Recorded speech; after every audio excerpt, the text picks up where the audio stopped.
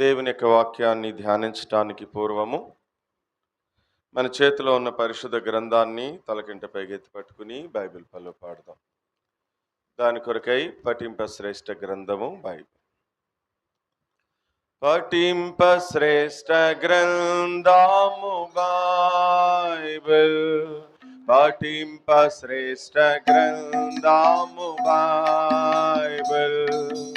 అనుదినము పఠించిన ప్రేమ తోడ నడుపును, ఓ పఠింప శ్రేష్ఠ గ్రంథము Bible. The best book to read is the Bible. The best book to read is the Bible. If you read it every day, it will help you all the way. Oh, the best book to read is the Bible. दुनिया में सबसे प्यारे पुस्तक Bible, दुनिया में सबसे प्यारे पुस्तक बाइबल. पढ़ो से उसको रोज बरोज, मार्ग में कत्र कोई ना हो. ओ दुनिया में सबसे प्यारे पुस्तक बाइबल. రండి, ఈ రాత్రి దేవుని యొక్క వాక్యాన్ని ధ్యానించేదాని కొరకై పరిశుద్ధ గ్రంథము నుండి పాత నిబంధన గ్రంథము, కీర్తనల గ్రంథము 78వ కీర్తన 68వ వచనాన్ని మనమందరము కలిసి చదువుకుందాం. పాత నిబంధనలో పేజీ సంఖ్య 494వ పేజీలో వ్రాయబడిన దేవుని వాక్యాన్ని బైబిల్ కలిగిన వారు, బైబిల్ చదవగలిగిన వారు నాతో కలిసి చదవడానికి ప్రయత్నం చేయండి. 78వ కీర్తన 68వ వచనం. యూదా గోత్రమును తాను ప్రేమించిన సియోను పర్వతమును ఆయన కోరుకునెను. తాను అంతరిక్షమును కట్టినట్లు, తాను భూమిని నిత్యముగా స్థాపించినట్లు ఆయన తన పరిశుద్ధ మందిరమును కట్టించెను. చిన్న ప్రార్థన. పరిశుద్ధుడు అయిన తండ్రి, ప్రేమ కలిగిన రక్షకుడా యేసుక్రీస్తు ప్రభువా, మీకు వేలాది వందనాలు, స్తుతి స్తోత్రాలు చెల్లిస్తున్నాము దేవా. తండ్రి, ఉదయకాలం నుంచి ఇప్పటి వరకు మీ రెక్కల నీడలో మీరు మమ్మల్ని భద్రపరుచుకున్నారు, క్షేమంగా ఉంచారు. అందుని బట్టి స్తోత్రాలు నాయన. మరి మిమ్మల్ని ఆత్మతో సత్యముతో ఆరాధించే కృపనిచ్చారు, మీ పరిశుద్ధ శరీరక్త మాంసంలో పాలు పొందే అర్హతనిచ్చారు. అందుని బట్టి మీకు స్తోత్రాలు చెల్లిస్తున్నాం. ప్రేమావిందు సహవాసాన్ని కూడా దీవెనకరంగా, ఆశీర్వాదంగా, సమృద్ధిగా, తృప్తికరంగా మీరు అనుగ్రహిస్తూ వచ్చినారు. అందుని బట్టి కూడా మీకు వందనాలు. మరలా ఈ రాత్రి మరలా నీ సన్నిధిలో మేము కూడుకోవడానికి కొరకై మీరు చూపిన కృపను బట్టి మిమ్మల్ని స్తుతిస్తున్నాం. మీ నామంలో సిద్ధపరిచి తీసుకొచ్చిన ప్రతి సహోదరుడు, సహోదరిని బట్టి కూడా మీకు వందనాలయ్యా. ఇంకెవరైతే మీ ఏర్పాట్లో ఉన్నారో అటు వారు త్వరపడి రావడానికి కొరకై మీరే మార్గములు సరళం చేయమని ప్రార్థిస్తూ ఉన్నాం. ఇప్పటి వరకు సియోను గీతాలతో మిమ్మల్ని కీర్తించి కొనియాడే కృపనిచ్చారు. అందుని బట్టి స్తోత్రాలు నాయన. ఈ సమయంలో కొద్ది సమయము కొన్ని సంగతులు మీరు మాట్లాడితే మేము వినాలని ఆశపడి మీ వైపు చూస్తూ ఉండగా మీరే మాతో మాట్లాడి మహిమ పొందమని యేసుక్రీస్తు ప్రభు నామంలో స్తుతించి ప్రార్థిస్తున్నాము తండ్రి, ఆమేన్. మంచిది. ఈరోజు ఉదయం నుంచి కొన్ని సంగతులు మనం నేర్చుకుంటా ఉన్నాం. ఈరోజు ప్రత్యేకించి సియోను గురించి కొన్ని సంగతులు ఉదయం నుంచి మనం ధ్యానం చేస్తూ ఉన్నాం. సియోనుని దేవుడు కోరుకున్నాడని, సియోనుని దేవుడు తనకి నివాస స్థలముగా ఏర్పరచుకున్నాడని, సియోను తన యొక్క విశ్రమ స్థానమని, మరి సియోనులో ఆహారమును నిండారుగా నేను దీవిస్తానని, సియోనులో యాజకులకు రక్షణ వస్త్రం అనుగ్రహిస్తానని, సియోనులో ఉన్నటువంటి భక్తులు బిగ్గరగా ఆనందగానం చేస్తారని అనేకమైనటువంటి సంగతులు మరి ఆ కీర్తనలో మనము ధ్యానం చేస్తూ వచ్చాం. అంత మాత్రమే కాదు, ప్రభుని ఆరాధించే దాని కొరకు సియోనులో ఉన్నటువంటి దేవుడు వాక్యమై ఉన్నటువంటి దేవుడని, సియోనులో ఉన్నటువంటి దేవుడు వెలుగై ఉన్నటువంటి దేవుడని, సియోనులో ఉన్నటువంటి దేవుడు రక్షకుడైనటువంటి దేవుడని, సియోనులో ఉన్నటువంటి దేవుడు సహాయం చేసేటటువంటి దేవుడని, సియోనులో ఉన్నటువంటి దేవుడు ఆదరించేటటువంటి దేవుడని, సియోనులో ఉన్నటువంటి దేవుడు మహోన్నతుడైనటువంటి దేవుడని, సియోనులో ఉన్నటువంటి దేవుడు రాజులకు రాజైనటువంటి దేవుడని, సియోనులో ఉన్నటువంటి దేవుడు ఆశీర్వాదానికి కర్త అయినటువంటి దేవుడని ఇంచుమించు 7 సంగతులు మనం జ్ఞాపకం చేసుకుని, అట్లాంటి 7 స్వభావములు కలిగినటువంటి దేవుడు వ్యక్తిగతంగా మన జీవితంలో సియోనులో ఏం కార్యం చేశాడో ఒక 7 సంగతులు మనం చూసుకుని వాటిని ఆధారం చేసుకుని ఉదయము సియోనులో ఉన్నటువంటి దేవుణ్ణి మనము ఆత్మతో సత్యముతో ఆరాధిస్తూ వచ్చాం. ఆ తర్వాత రెండవ వర్తమానంలోకి వచ్చేసరికి ఆమోసు గ్రంథం 1వ అధ్యాయం 2వ వచనంలో సియోనులో ఉన్నటువంటి దేవుడు గర్జిస్తున్నాడు అని రాయబడిన మాటను చూసి, అయ్యో ఎందుకు సియోనులో ఇంత శ్రేష్టమైనటువంటి రక్షణ, ప్రేమ, జాలి, దయ, సహాయము, ఆదరణ కలిగిన దేవుడు ఇప్పుడు ఎందుకు సియోనులో నుండి గర్జిస్తున్నాడు? గర్జించాల్సినటువంటి అవసరత ఏమొచ్చింది సియోనుకి అని చూస్తే, అదే ఆమోసు గ్రంథం 6వ అధ్యాయం 1వ వచనం నుంచి 8వ వచనం వరకు మరి సియోనులో ఉన్నటువంటి జనులు చేసినటువంటి 5 తప్పిదాలు, 5 దోషాలేంటో ఆ 8 వచనాల్లో నుంచి 5 సంగతులు మనం చూస్తూ వచ్చాం. ఒకటి, సియోనులో ఉన్నటువంటి ప్రజలు నిర్లక్ష్యంగా ఉంటున్నారని, సియోనులో ఉన్నటువంటి ప్రజలు నిర్విచారంగా ఉంటున్నారని, సియోనులో ఉన్నటువంటి ప్రజలు నిశ్చింతగా ఉంటున్నారని, సియోనులో ఉన్నటువంటి ప్రజలు ఓవర్ కాన్ఫిడెన్స్ అంటే అతిశయపడుతున్నటువంటి స్వభావం కలిగి బ్రతుకుతున్నారని, సియోనులో ఉన్నటువంటి ప్రజలు విలాసవంతమైనటువంటి జీవితాన్ని జీవిస్తున్నారని, సియోనులో ఉన్నటువంటి ప్రజలు దేవుని భయం లేకుండా బ్రతుకుతున్నారని, సియోనులో ఉన్నటువంటి ప్రజలు వారి స్వార్థాన్ని వారే చూసుకుంటున్నారు కానీ నశించిపోతున్న ఆత్మల పట్ల భారము కానీ, బాధ్యత కానీ, అక్కర కానీ, పట్టింపు కానీ లేకుండా బ్రతుకుతున్నారని. 5వది, సియోనులో ఉన్నటువంటి ప్రజలు గర్విష్ఠులవుతూ వచ్చినారు. పొద్దున మర్చిపోయాం, సియోనులో ఉన్న సిస్టర్స్ కూడా గర్విష్ఠులు అయిపోయినారని యెషయా గ్రంథం 3వ అధ్యాయంలో ఉంటది. కాబట్టి ఈ 5 రకాలైనటువంటి ప్రజలు సియోనులో ఉన్న కారణాన్ని బట్టి దేవుడు హెచ్చరిస్తూ, దేవుడు గర్జిస్తూ అన్నాడు, ఇదిగో మీకు శ్రమ అన్నాడు.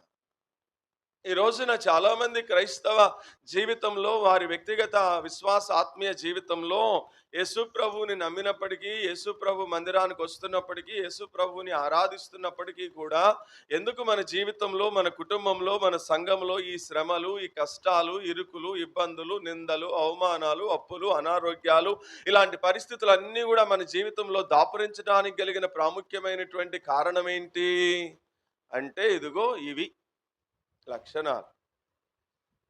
పౌలు కూడా అన్నాడు, అయ్యో నేను సువార్త ప్రకటించకపోయిన ఎడల నాకు శ్రమ అన్న. ఈ రోజున చాలా మంది క్రైస్తవ విశ్వాసుల జీవితాల్లో శ్రమ రావడానికి కలిగిన కారణం ఏంటంటే, బహుశా సువార్త ప్రకటించట్లేదేమో, బహుశా వారి వారి స్థానిక సంఘాలలో సంఘం పట్ల ఒక బాధ్యత, ఒక భారం, ఒక అక్కర లేకుండా నిర్విచారంగా బ్రతుకుతున్నారేమో, నిర్లక్ష్యంగా బ్రతుకుతున్నారేమో, దేవుని భయం లేని జీవితాన్ని జీవిస్తున్నారేమో, అతిశయపడుతున్నారేమో, ఆత్మీయమైనటువంటి గర్వం, స్పిరిచువల్ ప్రైడ్నెస్ ఉందేమో. జాగ్రత్త, దైవజనులు జాక్పునన్ గారు ఒక మాట అంటాడు, ఏమనంటే the spiritual prideness is the most dangerous than prostitution అంటాడు. అంటే తెలుగులో చెప్తాను అర్థం, ఆత్మీయమైనటువంటి గర్వం అనేదట వ్యభిచారము కంటే కూడా ప్రమాదకరమైనది అంటాడు ఆయన. ఈ రోజున చాలా మంది విశ్వాసుల జీవితాల్లో శ్రమలు రావడానికి కలిగిన కారణం ఏంటి అంటే ద స్పిరిచువల్ ప్రైడ్నెస్. వాళ్ళకు వచ్చినటువంటి సీనియారిటీని బట్టి. అదే చూసాం మనం అక్కడ ఆమోసు గ్రంథం 6వ అధ్యాయం 1 నుంచి 8 వచనాలు, ఒక్కొక్క వచనం నేను మీకు ఎక్స్ప్లెనేషన్ ఇస్తూ వచ్చినాను పొద్దున. కాబట్టి ఇలాంటి లక్షణాలు మన జీవితంలో ఉంటే మనకి శ్రమ అన్నాడు ప్రభు. కాబట్టి ఆ మాటలని మనం జ్ఞాపకం చేసుకుంటూ మనము ఎట్లా ఉంటున్నాము, దేవుని మందిరంలో, దేవుని సన్నిధిలో ఎలా జీవిస్తున్నాము అని మనల్ని మనం పరీక్షించుకుని సరి చేసుకుని అలాగు చేసి ఆ రొట్టెందుని ఆ పాత్రలోనిది త్రాగుతూ వచ్చాం. మంచిది. ఇప్పుడు రాత్రి కూడి కొరకే ఒక మాట చదివాం. 78వ కీర్తన 68వ వచనంలో రాయబడి ఉంది, లేదా పైన అంటాడు 67లో కూడా, పిమ్మట ఆయన యోసేపు గుడారమును అసహించుకున్నాడట, ఎఫ్రాయిము గోత్రాన్ని కోరుకోలేదట, యూదా గోత్రమును తాను ప్రేమించిన సియోనును ఆయన కోరుకున్నాడు. కాబట్టే అక్కడ ఒక మందిరాన్ని ఏం చేసినాడట, కట్టించాడు. అందుకని పొద్దున పాట పాడినాం. ఏం పాట? షాలేములో తన గుడారమున్నది, షాలేములో తన గుడారమున్నది, సియోనులో తన ఆలయమున్నది, సియోనులో తన ఆలయమున్నది, యూదాలో దేవుడు ప్రసిద్ధుడు అననా. సరే చాలులే.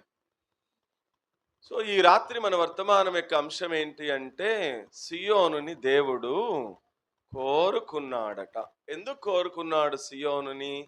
ఎందుకు వేరే వాళ్ళని ఎందుకు కోరుకోలేదు? చాలా సంఘాలు ఉన్నాయి కదా, చాలా మందిరాలు ఉన్నాయి కదా, చాలా స్థలాలు ఉన్నాయి కదా, మరి సియోనునే ఎందుకు కోరుకున్నాడు అని ఒక 5 మాటలు చెప్పి ముగించేస్తానులే. మన దారిని మనం పోదాం. సరే, ముందు ఇట్లా చెప్పనివ్వండి ఉపోద్ఘాతాన్ని. సియోను. సియోను అనే పదము బైబిల్లో ఫస్ట్ ఎక్కడ స్టార్ట్ అయింది? సియోను అనే పదము బైబిల్లో ఎక్కడ స్టార్ట్ అయింది? చూడండి, సియోన్లో ఉంటూ మీకు సియోను గురించి తెలియలేదంటే 14 ఏళ్ల నుంచి కష్టమే కదా. మన పేరుకి అర్థం తెలియకోకుండా ఉంటే పేరైనా మార్చుకోవాలా, అర్థమైనా తెలుసుకోవాలి. ఇప్పుడు సియోన్ ఎక్కడుంది? చదవండి మీ బైబిల్లో. సమూయేలు 2వ గ్రంథము 5వ అధ్యాయము 7వ వచనమా 8వ వచనమా? 7 వెరీ గుడ్. చదవండి ఏమనుందో. సమూయేలు 2వ గ్రంథము 5వ అధ్యాయము 7వ వచనం. యెబూసీయులు దేశములో నివాసులై ఉండగా వచ్చిరి.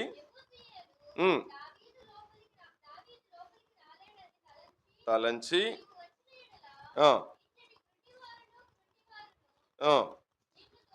నిన్ను తోలివేతురని దావీదునకు వర్తమానము పంపి ఉండిరి. అయినను దావీదు పురమనబడిన సియోను కోటను దావీదు స్వాధీన పరుచుకొనెను. అక్కడ కింద ఉంది దావీదు నగరుండిన చోటు. ఇప్పుడు సియోను అనేది ఇదిగో ఇక్కడ మొదలైంది.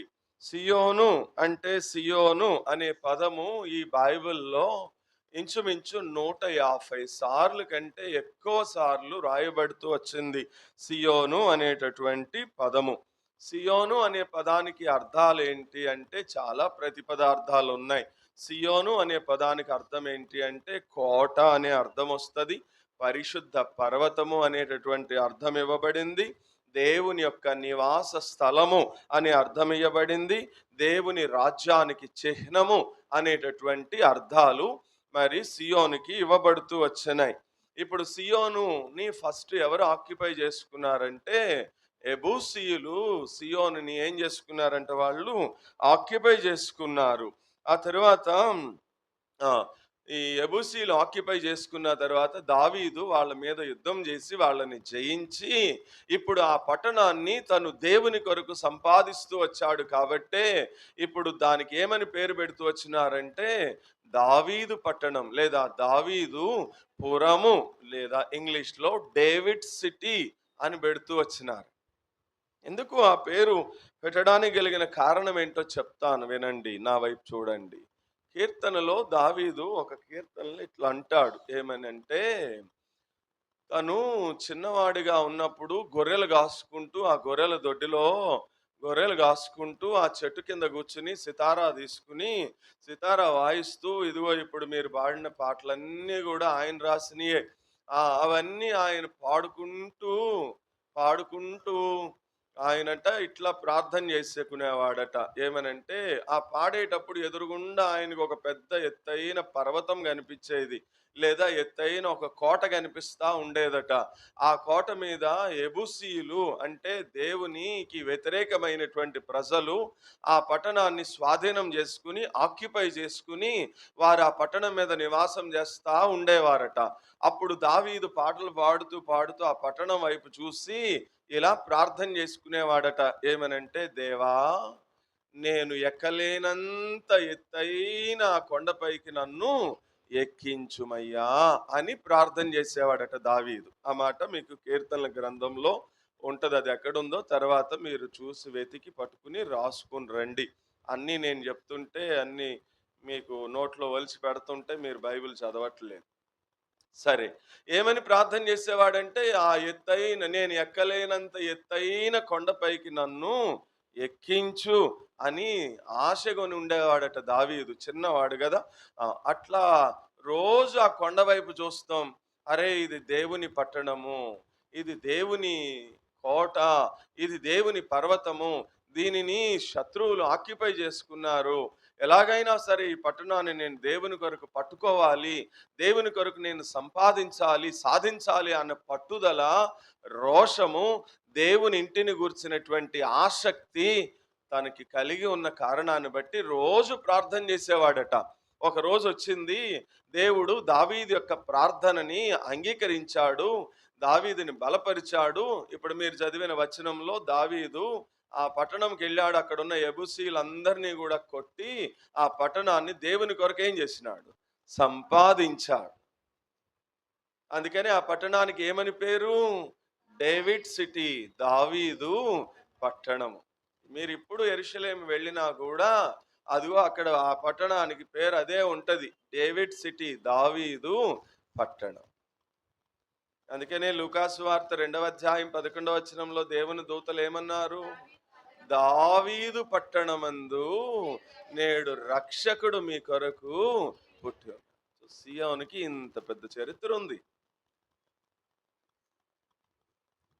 సో అది దావీదు యొక్క పురము, రక్షకుడు జన్మించినటువంటి స్థలము, దేవుని యొక్క సన్నిధి ఉన్నటువంటి స్థలము, దేవుని యొక్క మందిరం ఉన్నటువంటి స్థలము. ఇది సియోనుకు ఉన్నటువంటి ఒక క్లుప్తమైనటువంటి వివరణ. ఇప్పుడు మన సబ్జెక్ట్లోనికి వస్తే, సియోనుని దేవుడు ఎందుకు కోరుకున్నాడు అని సైడ్ హెడ్డింగ్ పెట్టుకుంటే 5 మాటలు చెప్తాను. ఎందుకు సియోను కోరుకున్నాడు అంటే, మొదటి మాట ఇప్పుడు మనం చదివిన వచనంలోనే ఆ మాట నిక్షిప్తమై ఉంది. ఏమని రాయబడి ఉంది? తాను ప్రేమించిన సియోను పర్వతమును ఆయన ఏం చేసుకున్నాడట? కోరుకున్నాడు. ఇప్పుడు చెప్పండి, సియోన్ ఎందుకు కోరుకున్నాడు దేవుడు? సియోన్ని దేవుడు తన అవసరాలు తీర్చుకునే దానికోసం కోరుకోవాలా. సియోన్లో తన అవసరాలు కొనసాగించుకునే దాని కొరకు కోరుకోలా దేవుడు. ఎందుకు కోరుకున్నాడంటే అక్కడ రాయబడి ఉంది, తాను ప్రేమించిన కారణాన్ని బట్టి సియోన్ని ఆయన ఎన్నుకున్నాడు, కోరుకున్నాడండి. కారణం ఏంటి అంటే, సియోన్నట ఆయన ఏం చేస్తూ వచ్చినాడు? ప్రేమించాడు. అంటే సియోను దేవుని ప్రేమకి గుర్తు. సియోన్ని దేవుడు ప్రేమించాడు కాబట్టే దాన్ని ఆయన ఏం చేస్తూ వచ్చినాడో తెలుసా? కోరుకుంటూ వచ్చి. ఈ రాత్రి మనం కూడా నేర్చుకోవాల్సిన పాఠము, ఎందుకు సియోన్ని నువ్వు నిర్లక్ష్యం చేయకూడదు అని ఇందాక చెప్పానే. ఇవన్నీ ఎందుకు నువ్వు అట్లా ఉండకూడదు అంటే, ఈ సియోనికి నువ్వు ఎందుకు క్రమం తప్పకుండా రావాలి అంటే, ఇది దేవుడు ప్రేమించినటువంటి స్థలము. ఇంకా క్లియర్గా చెప్పాలి అంటే, దేవుని యొక్క ప్రేమ నీకు దొరికేటటువంటి స్థలం ఏది? సియోన్. నువ్వు ఈ లోకంలో ఎక్కడికి పోయినా కూడా నీకు దేవుని ప్రేమ అనేది దొరకదు. లోకంలో ఉన్నదంతా కూడా ఏంటంట?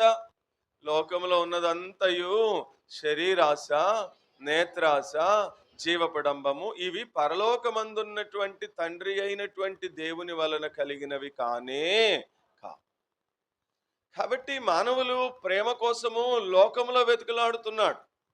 ప్రేమ కోసము లోకంలో పరుగులెడుతున్నాడు కాబట్టే అసలు లోకంలో నిజమైనటువంటి ప్రేమ, దైవికమైనటువంటి ప్రేమ, త్యాగపూరితమైనటువంటి ప్రేమ, శిలువ ప్రేమ, కలువరి ప్రేమ, అగాపే ప్రేమ, యేసు ప్రేమ అనేది లోకంలో దొరకట్లేదు కాబట్టే ఉదయం లేచింది మొదలుకొని ప్రేమ పేరుతోనే అనేకమైనటువంటి మోసాలు, అనేకమైనటువంటి దారుణాలు, ప్రేమ పేరుతోనే హత్యలు, ప్రేమ పేరుతోనే అత్యాచారాలు ఇవన్నీ జరగడానికి కలిగిన ప్రాముఖ్యమైనటువంటి కారణం ఏంటి అంటే లోకంలో ప్రేమ లేదన్న సంగతిని మనిషి ఏం చేస్తున్నాడు, తెలుసుకోలేకపోతున్నాడు.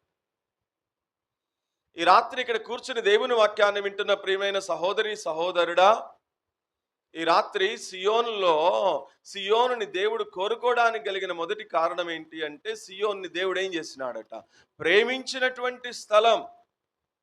అంటే దేవుని యొక్క ప్రేమ దొరికేటటువంటి స్థలం. ఈ లోకంలో ప్రేమ కోసం నువ్వు ఎక్కడెక్కడో వెతుకులాడొద్దు. ఈ లోకంలో ప్రేమ లేదు. అంతా కూడా ఏముంది చెప్పండి, స్వార్థమే ఉంది కదా. నేను నిన్ను ప్రేమిస్తున్నాను కాబట్టి నువ్వు కూడా నన్నే ప్రేమించాలి, నన్ను తప్ప వేరొకరిని ప్రేమిస్తే నీ ముఖం మీద యాసిడ్ పోస్తా, లేకపోతే కత్తి పెట్టి నిన్ను పొడిచి చంపేస్తా అంటే దాని అర్థం ఏంటి, అది ప్రేమ కానీ కాదు, అది స్వార్థం. ప్రేమ అంటే అర్థం ఏంటి, love is equal to sacrifice. ప్రేమ అంటే అర్థం ఏంటి చెప్పండి, త్యాగం ఉండాలి. ఆ త్యాగపూరితమైనటువంటి ప్రేమ దొరికే స్థలం ఎక్కడా అంటే సియోనులో. ఏ ప్రేమ ఇది, దైవికమైనటువంటి ప్రేమ. It is called in Greek agape love. Agape అంటే దైవికమైన ప్రేమ దొరికే స్థలం అండి. ఈ స్థలము ఎందుకు రావాలా సియోనికి క్రమం తప్పకుండా, ఎందుకు ఎక్కువ సమయం సియోన్లో గడపాలా, నీకు సమయం ఖాళీగా ఉన్నప్పుడంతా కూడా ఎందుకు సియోనికి రావాలా అంటే సియోన్లోనికి వస్తే దేవుని ప్రేమను గుర్తెరుగుతావు, దేవుని చేత ప్రేమించబడతావు, ప్రేమ అంటే ఏంటో తెలుసుకుంటావు, దేవుని యొక్క ప్రేమని పొందుకుని వెళతావు బిడ్డ. అందుకు రావాలి. మీకు ఉదాహరణకి బైబిల్ ఉదాహరణ చూపిస్తాను, చదవండి. ద్వితీయోపదేశ కాండము 7వ అధ్యాయము 7-8 వచనాలు ఏమని రాయబడి ఉందో చూడండి. ద్వితీయోపదేశ కాండము 7వ అధ్యాయము 7-8 వచనాలు. మీరు సర్వజనముల కంటే విస్తారమని యెహోవా మిమ్మును ప్రేమించి మిమ్మును ఏర్పరచుకోలేదు. సమస్త జనముల కంటే మీరు లెక్కకు తక్కువే కదా.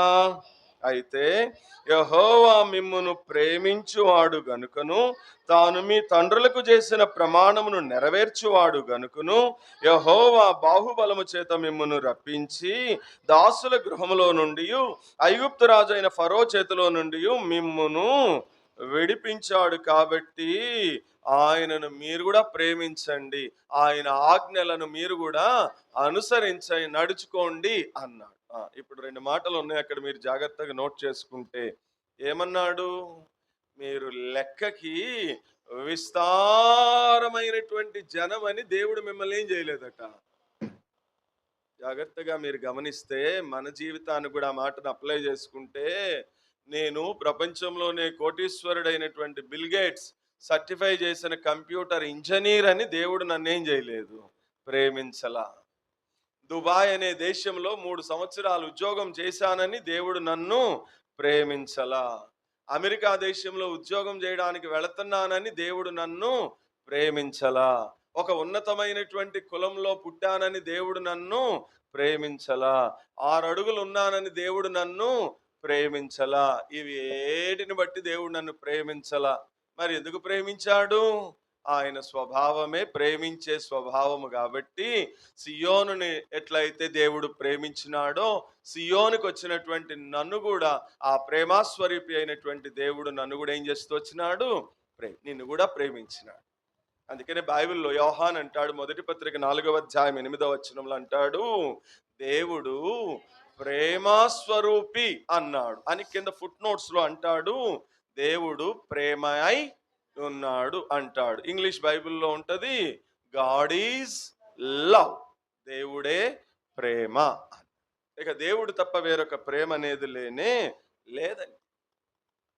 ఈ రోజున నీవు నేను కూడా మనకున్నటువంటి ఆధిక్యతలో, లేకపోతే మనకున్నటువంటి అర్హతలో వీటి వల్ల దేవుడు మనల్ని రక్షించలేదు కానీ, వీటి వల్ల దేవుడు మనల్ని సియోన్లో కూర్చోబెట్టలేదు కానీ, కేవలము తన యొక్క ప్రేమ వల్లనే దేవుడు నిన్ను నన్ను కూడా ఏం చేసుకున్నాడు చెప్పండి? కోరుకున్నాడు, ఎన్నుకున్నాడు. Because of his eternal love. ఆ మాట ఎక్కడ ఉంది? ఎఫెసీ పత్రిక 2వ అధ్యాయం 5వ వచనంలో అంటాడు, ఆయన తన మహాప్రేమ చేత ఆయన మిమ్మును బ్రతికించాడంటాడు. ఇది ఆయన కృప వలనే కలిగినది కానీ మీ వల్ల కలిగినది కాదంటాడు. ఇంకా ఎఫెసీ పత్రిక 1వ అధ్యాయం 6వ వచనంలో కూడా అంటాడు, ఆయన జగత్తు పునాది వేయబడక మునుపే ఆయన క్రీస్తులో మిమ్మల్ని ప్రేమించి మిమ్మల్ని ఎన్నుకున్నాడు, మిమ్మల్ని కోరుకున్నాడు అంటాడు. ఈ మాటలన్నీ మనకి ఏం తెలియజేస్తున్నాయి అంటే, దేవుడు ఎందుకు సియోన్ని కోరుకున్నాడు, దేవుడు సియోనులో ఉన్నటువంటి నన్నెందుకు కోరుకున్నాడు అంటే, ఒకటి, ఆయన సియోనులో ఉన్న నిన్ను ఆయన ఏం చేసినాడు చెప్పండి? ప్రేమించాడు.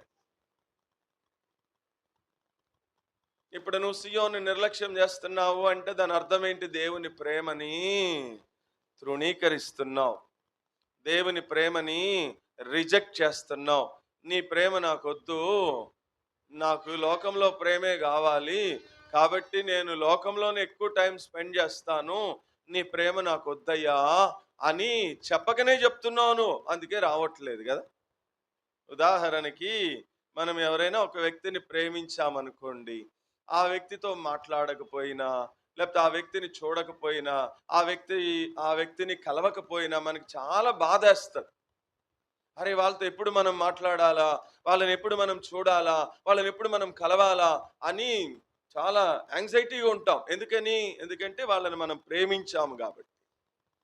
ఇప్పుడు చెప్పండి, సియోను, నువ్వు బుధవారం ఎందుకు రావట్లా, శుక్రవారం ఎందుకు రావట్లా, శనివారం ఎందుకు రావట్లా, ఆదివారం ఒక్కరోజు ఎందుకు వస్తున్నావు, వారానికి ఒకసారి ఎందుకు వస్తున్నావు, వారి కార్యక్రమాలకు ఎందుకు రావట్లా అంటే నువ్వు ఆయన ఏం చేయట్లేదు, ప్రేమించట్లా.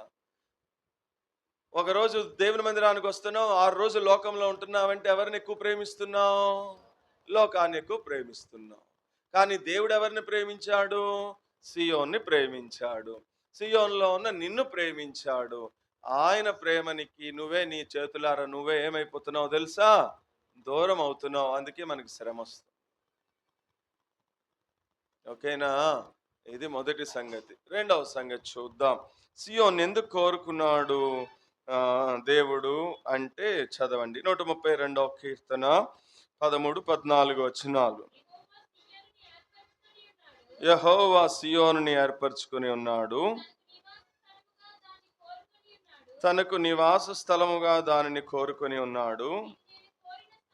ఇది నేను కోరిన స్థానము,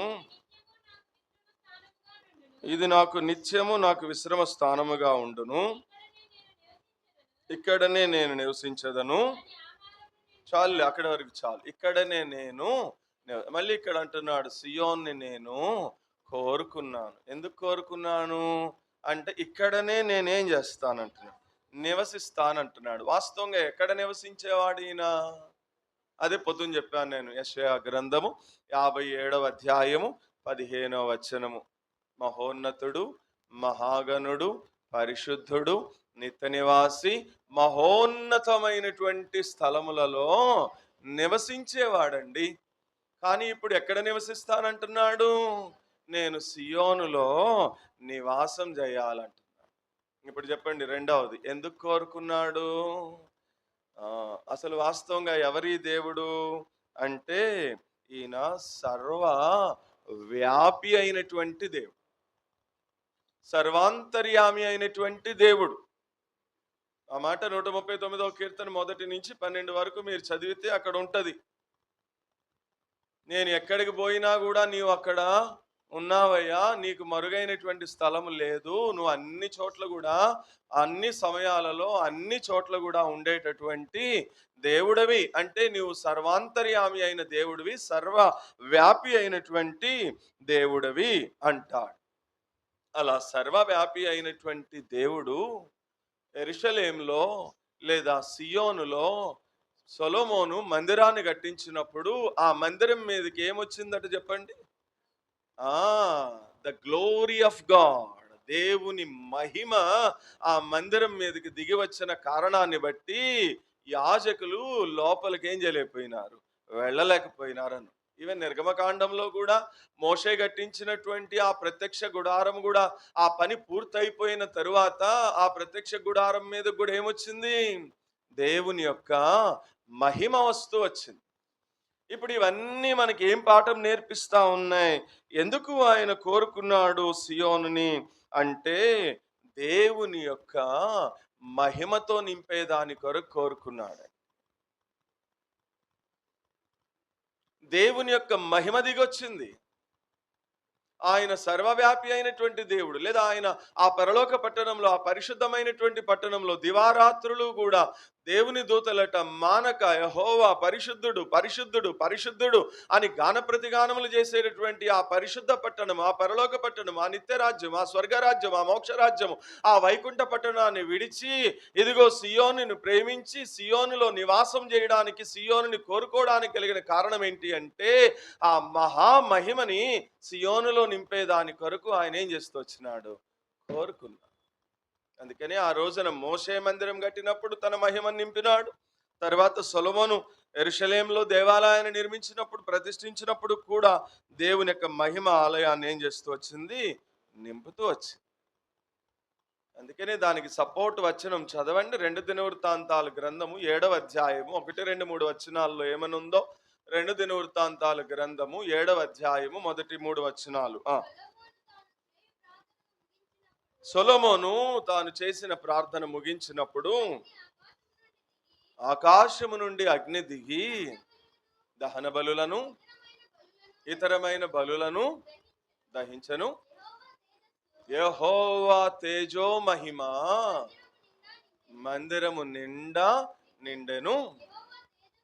యెహోవా తేజో మహిమతో మందిరము నిండినందున యాజకులు అందులోనికి ప్రవేశింపలేకపోయిరి.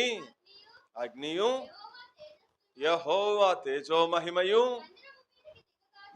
మందిరము మీదకి దిగగా చూచి ఇజ్రాయేలీలందరూ అది సాష్టాంగ నమస్కారం చేసి యెహోవా దయాళుడు, ఆయన కృప నిరంతరం ఉండునని దేవుణ్ణి స్తోత్రము చేశారట. చాలండి, దేవుణ్ణి ఆరాధించారట అని అక్కడ రాయబడుతూ వచ్చింది. ఇప్పుడు చెప్పండి, సియోన్ ఎందుకు కోరుకున్నాడు? తన మహిమతో నింపడానికి కోరుకున్నాడు. ఇక్కడ సువార్త కోసం ఒక మాట చెప్పనివ్వండి. సియోన్లో తన మహిమను నింపడము, సియోన్లో తన నివాసం చేయడము అంటే అర్థం ఏంటి అంటే, రాళ్లతో కట్టినటువంటి మందిరంలో నివాసం చేయాలని కాదు ఉద్దేశము. సియోనులోకి వచ్చేటటువంటి ప్రతి వ్యక్తి యొక్క హృదయంలో నివాసం చేయాలి అని దేవుడు నిన్ను నన్ను కూడా ఏం చేస్తున్నాడో తెలుసా? కోరు. అందుకే నేను ఎప్పుడో ఒక మాట చెప్తా సువార్త కూడికల్లో, దేవుడు అంటే ఈ గుడి గోడల్లో ఉండేవాడు దేవుడు కాదు. దేవుడు అంటే నీ హృదయం అనేటటువంటి నీ గుండె గదిలో ఉండేటటువంటి వాడు దేవుడు. దేవుడు పొద్దున్న చెప్పాను నేను, దేవుడు పెద్ద పెద్ద భవనాలు, సెంట్రలైజ్డ్ ఏసీలు ఇట్లాంటి ఉన్న వాటిని కోరుకునేవాడు కానే కాదు. దేవుడు ఎవరిని కోరుకుంటాడంటే మన యొక్క హృదయాన్ని, విరిగి నలిగినటువంటి హృదయము గలవారు, దీనత్వము కలిగినటువంటి వారి హృదయంలో ఆయన నివాసం చేయడానికి ఏం చేస్తున్నాడట? ఇష్టపడుతున్నాడు. అందుకనే పౌలు ఒక మాట అంటాడు, కొరింథీయులకు మొదటి పత్రిక రాస్తూ 3వ అధ్యాయము 16వ వచనంలో ఒక మాట అంటాడు. ఏమన్నాడు చదవండి. కొరింథీయులకు మొదటి పత్రిక రాస్తూ 3వ అధ్యాయం 16వ వచనంలో ఏమంటున్నాడు? ఎవరు దేవుని ఆలయము? మీరే, మనమే, నేనే. మనము దేవుని ఆలయమై ఉన్నామని, దేవుని ఆత్మ మీలో నివసిస్తున్నాడని మీరు ఎరుగరా?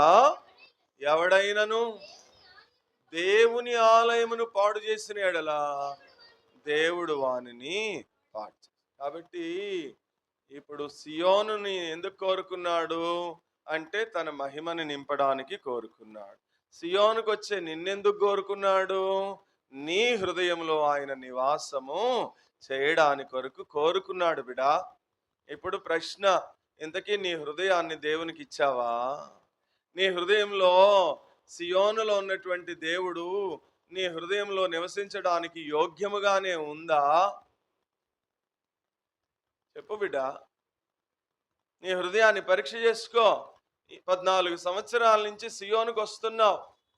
సియోనులో దేవుడు నివాసం చేయాలని కోరుకున్నాడు అని రెండవ మాట మనకేం తెలియజేస్తుందంటే, సియోన్లో నివాసం చేయడం అంటే మీరు అందరు వెళ్ళిపోయిన తర్వాత తలుపేసుకుని ఏసీ వేసుకుని ఇక్కడ పడుకుందాం అన్నది కాదు దేవుని ఉద్దేశం. సియోనుకు వచ్చే, సియోనులో అడుగుపెట్టే ప్రతి వ్యక్తి యొక్క హృదయంలో ఆయన నివాసం చేయాలని నిన్ను కూడా ఆయన ఏం చేశాడు తెలుసా? కోరుకున్నా. అందుకు పిలుస్తున్నాడు, సియోనుకి రండి, పరుగిడిరా సోదరుడా, ప్రభు సన్నిధిలో నువ్వు కనపడేదాని కొరకు.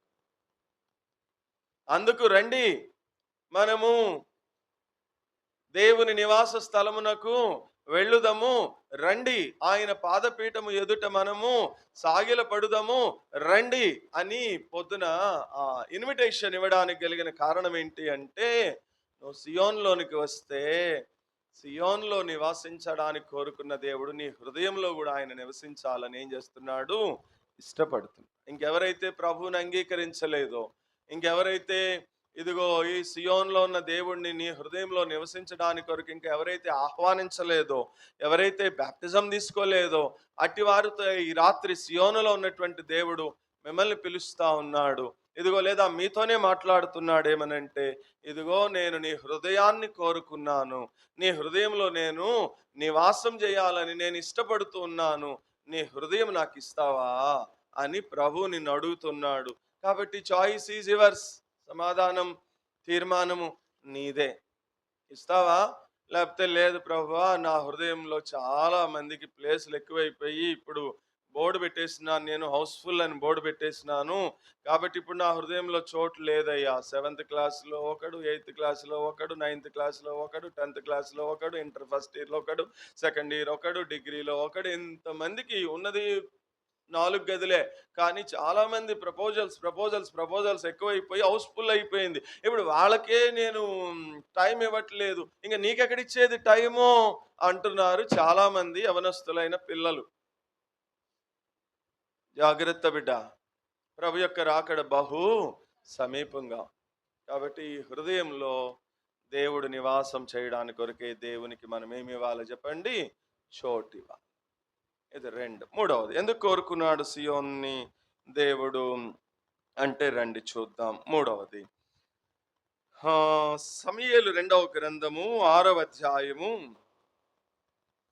12వ వచనం చదువుతారా? దేవుని మందసము గిత్తీడగు ఒబేదేదేము ఇంటిలో 3 నెలలు ఉన్న కారణాన్ని బట్టి దేవుడు ఒబేదేదేమును అతని ఇంటి వారందరినీ ఆశీర్వదించాడు. ఆ దేవుని మందసము వాళ్ళ ఇంట్లో ఉండిపోయిన కారణాన్ని బట్టి దావీదు పురానికంటే సియోను పట్టణానికి, సియోనికి ఉత్సాహంతో తీసుకుని వచ్చను. ఎట్లనగా, యెహోవా మందసమును మోయివారు 6 అడుగులు సాగగా, ఎద్దు ఒకటి, క్రొవ్విన దూడ ఒకటి వధింపబడిన, దావీదు నారతో నేయబడినటువంటి ఎఫోదును ధరించిన వాడే శక్తి కొలది యెహోవా సన్నిధిని నాట్యం. అట్లా మీరు 15 వరకు ఇలాగున దావీదును ఇజ్రాయిల్ అందరిని ఆర్భాటముతోనూ బాకానాదములతోనూ యెహోవా మందసమును ఎక్కడ తీసుకొచ్చారు? దావీదుపురము లేదా సియోనుపురము లేదా సియోను పట్టణము నాకు తీసుకొచ్చారు. అంటే ఇప్పుడు చెప్పండి, సియోనుని దేవుడు కోరుకోవడానికి ఇంకెక్కడికైనా తీసుకుపోవచ్చుగా దావీదు. అంతకుముందు ఎక్కడుండేది ఆ మందసము? ఒబేదేదేము వాళ్ళ ఇంట్లోకి ఎందుకు వచ్చింది? మందసం మందిరంలో కదా ఉండాల్సింది. చెప్పండి, బైబిల్ చదివేవాళ్ళు, ఎక్కడుండేది ఆ మందసము? అయ్యా, ప్రత్యక్షపు గుడారంలో. ఇంకొంచెం క్లియర్గా చెప్పాలి.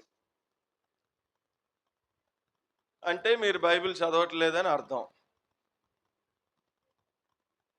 ఎక్కడుండేది సార్ మందసము? సంగతి ఏంటి? చరిత్ర ఏంటి?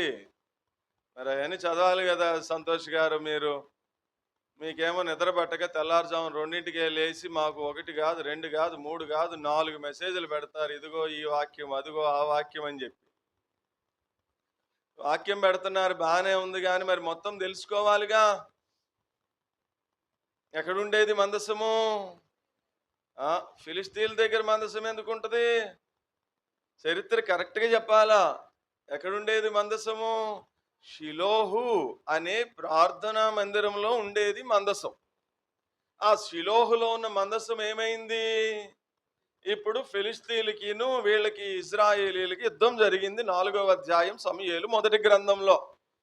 యుద్ధం జరిగితే ఇంచుమించు ఒక 3000 మంది చచ్చిపోయినారట. చచ్చిపోతే ఈలోపు ఎవడో ఒక పనికిమాలినోడు ఒక సలహా చెప్పాడు. ఏమనంటే, ఒరే ఇట్లా కాదురా, మీరు షిలోహు మందిరానికి వెళ్ళండి, మన మందిరంలో మందసం ఉంటది, ఆ మందసాన్ని తీసుకుని వచ్చి యుద్ధ భూమిలో పెట్టండిరా, దేవుడు మనకి విజయం ఇస్తాడు అన్నాడు. అప్పుడు ఇక వెంటనే పరిగెత్తుకుని వెళ్ళిపోయి మందసాన్ని మందిరంలో షిలోహులో ఉన్న మందసాన్ని తీసుకుని వచ్చి యుద్ధ భూమిలో పెట్టారు. యుద్ధ భూమిలో పెడితే అంతకుముందు 3000 చస్తే ఇప్పుడు 30,000 మంది చచ్చారు. చావడం మాత్రమే కాదు, ఓఫిని తీసుకురమ్మని చెప్పినటువంటి ఓఫిని ఫినెహాసులు ఇద్దరు చచ్చారు. వాళ్ళ నాన్న అయినటువంటి ఆ మందిరానికి సేవకుడైనటువంటి ఏలి మెడ విరిగి వెనక్కబడి మెడ విరిగి ఏలి చచ్చిపోయినాడు. అంతేనా, మందసాన్ని శత్రువులైన ఫిలిస్తీన్లు పట్టుకుపోయారు. అప్పుడు వాళ్ళ కోడలు ఒక బిడ్డను కంటే వాడికి ఒక పేరు పెట్టారు. ఏమనంటే ఈకాబోదు, అంటే ద గ్లోరీ డిపార్చర్, అంటే తెలుగులో దేవుని మహిమ వెడలిపోయిందని పెట్టారు. అట్లా ఫిలిస్తీన్లు ఎత్తుకుపోయినారు మందసాన్ని. ఆ తర్వాత ఆ మందసం ఎవరింటికి వచ్చింది? గిత్తీయుడగు ఒబేదేదెము ఇంటికి వచ్చింది. ఎన్ని నెలలు ఉన్నాయి ఒబేదేదెము ఇంట్లో?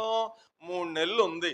3 నెలలు ఆ మందసం వాళ్ళ ఇంట్లో ఉన్న కారణాన్ని బట్టి దేవుడు ఒబేదేదెమును అతని ఇంటి వారందరిని ఏం చేశాడు? ఒక రోజు చూసుకుని ప్రార్థనాపూర్వకంగా సిద్ధపడి దావీదు కొత్త ఎడ్ల బండిని సిద్ధపరిచి యాజకుల్ని సిద్ధపరిచి ఇప్పుడు ఒబేదేదెము ఇంట్లో ఉన్న మందసాన్ని ఇప్పుడు ఎక్కడ తీసుకొచ్చినాడు?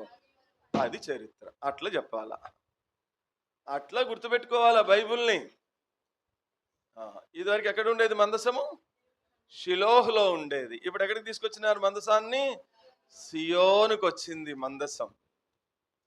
చెప్పండి, ఇప్పుడు దేవుడు సియోన్ ఎందుకు కోరుకున్నాడు? సియోన్లో ఏముంది? మందసం. మందసం అంటే ఇట్లా చెప్పుకుందామా? మందసం అంటే సియోనులో దేవునికి స్తుతి ఆరాధన ఉందండి. దేవుణ్ణి ఆరాధించేటటువంటి సెంటర్ పాయింట్, కేంద్ర స్థానము సియోను. దేవుణ్ణి స్తుతించేటటువంటి స్థలము, దేవుణ్ణి మహిమపరిచేటటువంటి స్థలము, దేవుణ్ణి ఘనపరిచేటటువంటి స్థలము, దేవునికి ఇష్టమైనటువంటి స్థలము, దేవుణ్ణి ఆరాధించేటటువంటి స్థలము సియోను. కాబట్టి దేవుడు సియోన్ ఏం చేసుకున్నాడు? కోరుకున్నాడు.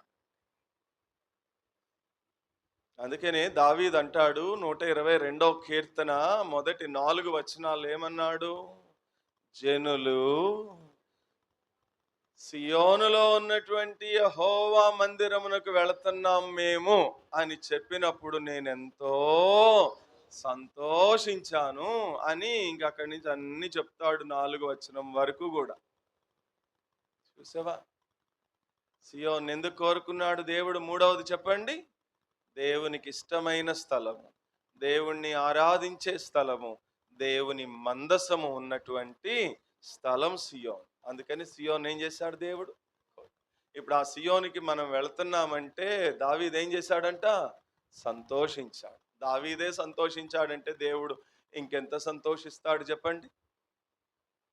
ఇప్పుడు అర్థమైందా? సియోనుని నువ్వు నిర్లక్ష్య పెడితే దేవుడు సంతోషిస్తాడా, బాధపడతాడా? వాళ్ళు ఎవరు సంతోషిస్తాడు అంటున్నారు. అలవాటు అయిపోయింది. అలవాట్లో పొరపాటు. జాగ్రత్త బిడ్డ.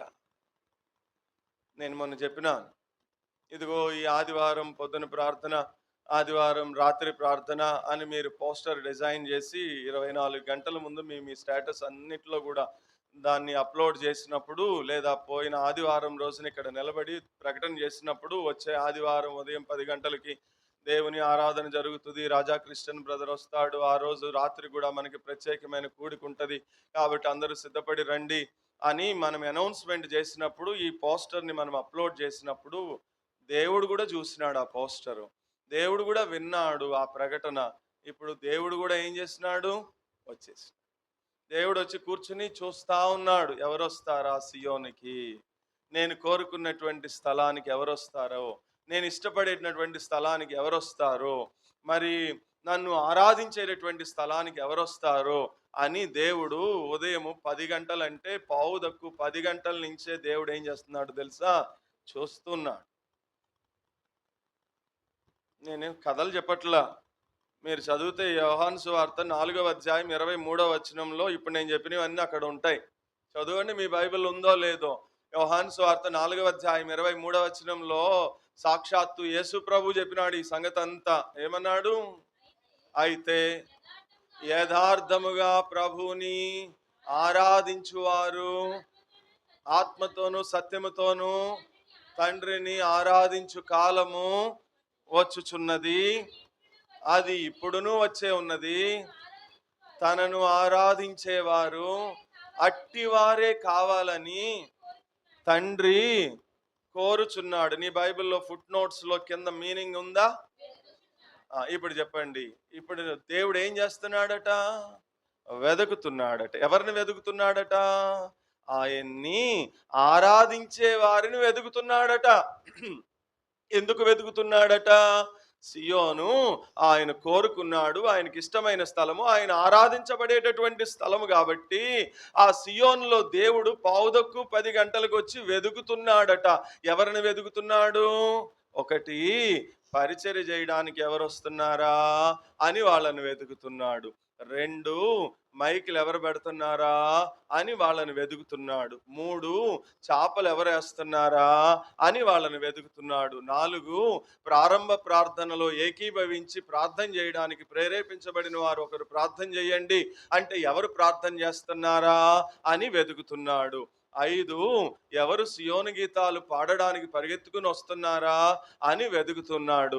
ఎవరు ఆరాధన వాక్యాన్ని శ్రద్ధగా వింటున్నారా అని వెతుకుతున్నాడు. ఎవరు ఆత్మతో సత్యముతో చెప్పబడిన వాక్యాన్ని ఆధారం చేసుకుని ప్రభువుని ఆరాధిస్తారా అని వెతుకుతున్నాడు. ఎవరు బలవాక్యాన్ని శ్రద్ధగా వింటున్నారు, దానిని చక్కగా మంచి విధానంలో తీసుకుంటున్నారా అని వెతుకుతున్నాడు. ఎవరు తమను తాము పరీక్షించుకుని సరి చేసుకుని యోగ్యమైన విధానంలో బలలో పాలు పొందుతున్నారా అని వెతుకుతున్నాడు. ఎవరు ప్రేమావిందు సహవాసంలో పాలు పొందుతున్నారు, ఎవరు అలిగెళ్ళిపోతున్నారు అని వారిని వెతుకుతున్నాడు. ఎవరు మనస్ఫూర్తిగా కానుకలు వేస్తున్నారని వారిని వెతుకుతున్నాడు. ఎవరు సువార్తకి వెళ్తున్నారని వెతుకుతున్నాడు. ఎవరు రాత్రి కూడికి కొరకు సిద్ధపడి వస్తున్నారని వెతికి సాయంత్రం రాత్రి 10ంటికి మళ్ళీ ఏం చేస్తాడు? ఆయన వెళ్ళిపోతుంది. ఇప్పుడు ఈ పొద్దున 10 నుంచి రాత్రి 10 వరకు ప్రభు చేసే పని ఏంటి? ఇక్కడ కూర్చుని వెతుకుతున్నాడు. ఎవరిని వెతుకుతున్నాడు? ఇప్పుడు నేను చెప్పానే లిస్టు, వీళ్ళని వెతుకుతున్నాడు. ఈ లిస్టులో నువ్వు ఉన్నావా? చెప్పు, నువ్వు కనపడుతున్నావా? పొద్దున్నే పరిచర్య చేసే విషయంలో నువ్వు కనపడ్డావా? చేపలు వేసే విషయంలో నువ్వు కనపడ్డావా? పాటలు పాడే విషయంలో నువ్వు కనపడ్డావా? ప్రార్థన చేసే విషయంలో నువ్వు కనపడ్డావా? ఆరాధించిన విషయంలో నువ్వు కనపడ్డావా? ప్రేమావిందులో పాలు పొందిన విషయంలో నువ్వు కనపడ్డావా? బలలో చేయవేసిన విషయంలో నువ్వు కనపడ్డావా లేదా అని పరీక్ష చేసుకో. ఇప్పుడు నువ్వు కనబడితే దేవునికి ఏంటో తెలుసా? సంతోషం. నువ్వు కనపడకపోతే 10ంటికి ఎట్లా వెళ్తాడు దేవుడు? ఏడ్చుకుంటూ వెళ్తాడు. దేవుడు దుఃఖపడతాడు. బిడ్డ, మరి ఎందుకు రావట్లేదు నువ్వు? ఎందుకు సండే క్రైస్తవుడు అయిపోయావు? మండే క్రైస్తవుడుగా ఉండాల్సింది నీవు. సియోను వాళ్ళు రోషము కలిగి ఉండాలట. చాలా మాటలు ఉన్నాయి సియోను గురించి, టైం లేదు. సియోన్లో విమోచించబడిన వారి తలల మీద నిత్యాన్ని నిర్లక్ష్యం చేస్తే ఏం వస్తుంది పాస్టర్ గారు? సమస్య ఏం బాగానే ఉందిగా మా జీవితం అంటే ఒక మాట చూపించి ముగించేస్తా. చదవండి మీ బైబిల్లో 137వ కీర్తన మొదటి వచనం చదవండి. బబులోను నదుల యొద్ద కూర్చుండినప్పుడు మనము సియోనును జ్ఞాపకం చేసుకుని ఏడ్చుచుంటిమి. చాలులే, ఎందుకు సియోన్ని జ్ఞాపకం చేసుకుని ఏడుస్తున్నారట? ఎక్కడ కూర్చున్నప్పుడట? బబులోను నదుల దగ్గరికి వీళ్ళెందుకు వెళ్ళారు? చెరబట్టుకుపోయినాడు బబులోనికి నెబుకద్నెజరు వెళ్ళని. ఎందుకు చెరబట్టుకుపోయాడు? 14 సంవత్సరాల నుంచి చెప్తున్నాడు దేవుడు. ఏమని? సియోన్ని నిర్లక్ష్య పెట్టద్దు, సియోన్లో నిర్విచారంగా ఉండద్దు, సియోన్లో నిశ్చింతంగా ఉండద్దు, సియోన్లో వార కార్యక్రమాలకి మానద్దు, సియోన్లో జరిగే నియామక కూడికలకి మీరు మానద్దు. అట్లా మానితే మీకు శ్రమ వస్తుంది, మీకు కష్టం వస్తుంది. మానద్దు, మానద్దు. రండి, ఇక్కడికి రండి, ప్రభువుని ప్రేమించండి, ప్రభువుని ఆరాధించండి, ప్రభుకి మీ హృదయంలో చోటు ఇవ్వండి, ప్రభు ఇచ్చే రక్షణను సంపాదించుకోండి, దేవుడు నేర్పించే వాక్యాన్ని నేర్చుకోండి అని 14 సంవత్సరాల నుంచి చెప్తా ఉంటే వీళ్ళు మెడవంచని జనాంగమై గర్విష్ఠురాండ్రై బ్రతికిన కారణాన్ని బట్టట ఇప్పుడు వీళ్ళని ఎవరికి అప్పగించాడట దేవుడు? బబులోను చెరకు అప్పగిచ్చేస్తే అప్పుడు ఏం చేయాలో అర్థం కాక ఆ బబులోను నదుల దగ్గర కూర్చున్నప్పుడు అప్పుడు జ్ఞాపకం వచ్చిందట. ఏం జ్ఞాపకం వచ్చింది? జ్ఞాపకం వస్తే వెళ్ళడానికి అవుతుందా? అవ్వదు. ఎన్ని సంవత్సరాలు? 70 సంవత్సరాలు సియోనికి రావాలని ఆశ వచ్చింది కానీ రాలేకపోయింది. నేను ఒక మాట చెప్పనా? నీకు ఓపిక ఉన్నప్పుడే, ఊపిరి ఉన్నప్పుడే సియోనికి రా. నువ్వు సియోనికి రాలేదనుకో, ఒక రోజున నలుగురు మోసుకుని రావాల్సి వస్తుంది. నేను అంత తెచ్చుకోవద్దు. ఇదిగో వీళ్ళు ఇప్పుడు బబులోని చెరకపోయి 70 సంవత్సరాలు, అయ్యో ఇవాళ సియోన్లో ప్రార్థన ఉందిరా, ఇవాళ సియోన్లో మీటింగ్ ఉంది, ఇవాళ సియోన్ యానివర్సరీరా, లేకపోతే ఇవాళ సియోన్లో ప్రత్యేక కూడికిరా, వెళ్దామరా అంటే వెళ్ళటానికి లేక సియోన్ని జ్ఞాపకం తెచ్చుకుని ఏడ్చారు. అసలే ఏడుస్తా ఉంటే పుండు మీద కారం జల్లినట్లుగా ఇప్పుడు కిందకి 3వ వచనంకి వచ్చేసరికి ఏమన్నారు చూడండి వాళ్ళు. అచ్చట మనలను చెరగొన్నటువంటి బబులోనీలు, మీరు పాట పాడండి, సియోను పాటల్లో పాటలు భలే బాగుంటాయండి, మీరు పాటలు బాగా పాడతారండి అని మనల్ని అడిగారు. అడిగితే అప్పుడేమైంది? మనలను బాధించిన వారు సియోను కీర్తనలో ఒక దానిని మాకు పాడి వినిపించండి అని మన వలన ఉల్లాసము కోరిరి. అయితే మనం ఏం చేయలేకపోయినాము? పాడలేకపోయినాం. ఎందుకని? యెరూషలేమా, నిన్ను మరిచిన ఎడల నా కుడి చెయ్యి తన నేర్పును మరచునుగాక. అంటే అప్పటికి ఏమైపోయినాయి పాటలు? మర్చిపోయాం, మనం అలవాటు తప్పిపోయిందిగా. ఇప్పుడు పాటలు పాడలేకపోతున్నామన్నా. జాగ్రత్త బిడ్డ. వాళ్ళు అడిగారట, పాటలు పాడండి, సియోను పాటలు చాలా బాగుంటాయి, ఓ పాట పాడండి అన్నారట. అయ్యో, అన్యుల దేశంలో మనం ఎట్లా పాడేది ఈ పాట? ఇప్పుడు పాటలు మనం ఏం చేసాం? మర్చిపోయాం. ఇది నష్టం అండి. భవిష్యత్తులో మన మీద కూడా ఒక చెర రాబోతుంది. ఆ చెరలో నువ్వు బంధించబడిపోతే ఆ తర్వాత నెత్తి నోరు కొట్టుకుని ఏడ్చినా కూడా మనం సియోన్లోనికి రావడానికి అవకాశం అనేది లేనే. ఒకరోజు నువ్వు సియోనుకు వద్దామని అనుకున్నా కూడా ఇక్కడ సియోన్లో ఎవరు కనిపించరు నీకు. ఆ బల్ల ఉండదు ఇక్కడ. అందరు ఏమైపోతారు? ప్రభురాజ్యంలోనికి ఎత్తబడతారు. నువ్వు ఒకడే విడిచిపెట్టబడతావు. అప్పుడు సియోనుకు వద్దామన్నా కుదరదు. కాబట్టి జాగ్రత్త. సియోను దేవుడు కోరుకున్న స్థలము. ఎందుకు కోరుకున్నాడో 7 మాటలు చెప్పినాడు. అట్ ద సేమ్ టైం సియోన్నే కాదు, సియోనుకు వచ్చే ప్రతి ఒక్కరిని కూడా దేవుడు కోరుకున్నాడు. కాబట్టి సియోన్ ఏం చేయొద్దు? మనము నిర్లక్ష్య పెట్టద్దు, నిర్విచారంగా ఉండద్దు, నిశ్చింతగా ఉండదు. తల వంచుదాం, ప్రార్థన చేసుకుందాం. నువ్వు కనపడితే సంతోషం పడుతున్నాడు, నువ్వు కనపడకపోయేసరికి దుఃఖంతో వెళుతున్నాడు. దావీదు అంతటోడే అన్నాడు, జనులు సియోనుకి వెళుతున్నాము మేము అని చెప్తే నాకెంతో సంతోషం వేసిందంట. కాబట్టి జాగ్రత్త. ఎందుకు కోరుకున్నాడు దేవుడు సియోనుని అంటే, ఒకటి తనకి ఇష్టమైన స్థలము, 2 దేవునిని ఆరాధించే స్థలము కాబట్టి కోరుకున్నాడు. ఇది 3వ మాట. 4వది, ఎందుకు కోరుకున్నాడు సియోనుని ఆయన అంటే చదువుదామా ఒక మాట. రోమీలకు రాసిన పత్రిక 11వ అధ్యాయము 26వ వచనం. పౌలు రోమీయులకు రాసిన పత్రిక 11వ అధ్యాయం 26వ వచనం.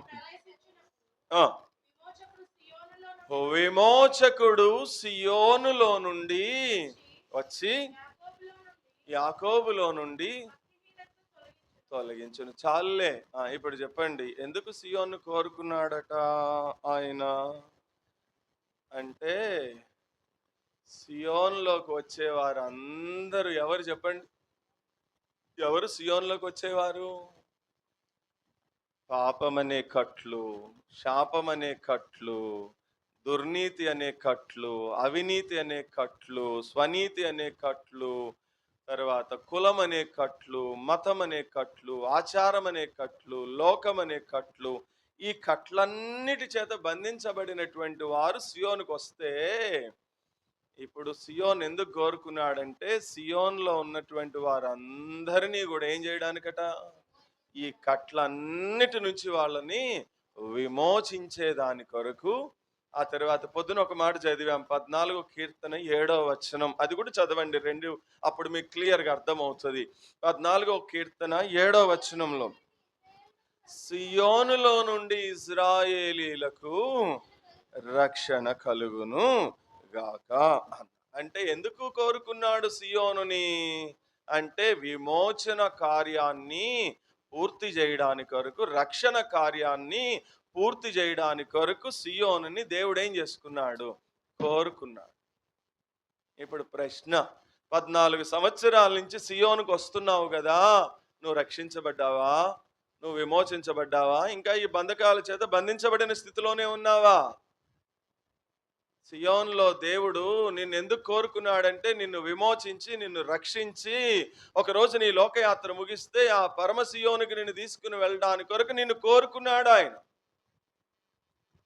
నువ్వేమో ఈ సంగతి గమనించట్లా, ఊరికే విజిటింగ్ గెస్ట్ లాగా వస్తున్నావు, పోతున్నావు, వెళ్ళిపోతున్నావే గాని నీ హృదయాన్ని దేవునికి ఇవ్వట్లా. దేవుడిచ్చే రక్షణని సంపాదించట్లా. దేవుడు చేయాలనుకున్న విమోచన కార్యం చేయడానికి నిన్ను నువ్వు దేవునికి సంపూర్ణముగా అప్పగించుకోవట్లా. ఇంకెన్ని సంవత్సరాలు? ప్రభు యొక్క రాకడ బహు సమీపంగా ఉంది బిడ్డ. ఇంకా సమయం అనేది లేనే లేదు.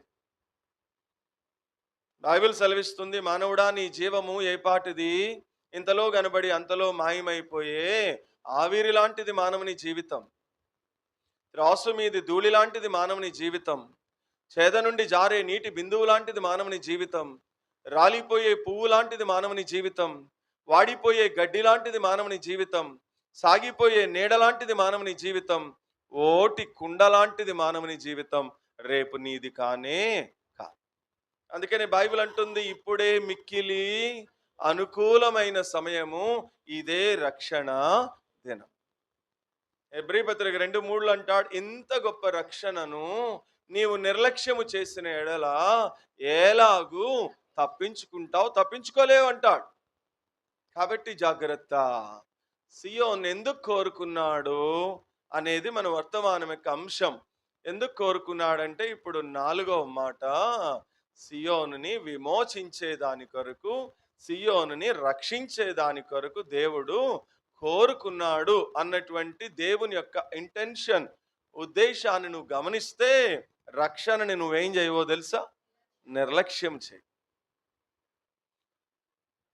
నువ్వు నిజంగా విమోచించబడితే నీ తలల మీద ఏముంటది? నిత్యానందం ఉంటది. విమోచించబడిన వారు పాటలు పాడుతూ సియోనికి వస్తారు. మీరేమో పాటలు అయిపోయినాక వస్తున్నారు. అంటే ఇప్పుడు పేరైనా మార్చాలా, బ్రతుకైనా మార్చాలా, మందిరం పేరైనా మార్చాలా, మన జీవిత విధానమైనా మార్చుకోవాలి. కాబట్టి ఇది 4. 5వ చెప్పి నేను ముగించేస్తాను. ఇంకా సియోన్ ఎందుకు కోరుకున్నాడు దేవుడు అంటే, చదవండి, యెషయా గ్రంథము 2వ అధ్యాయము 2-3 వచనాలు. పొద్దున్న చదివాం కదా.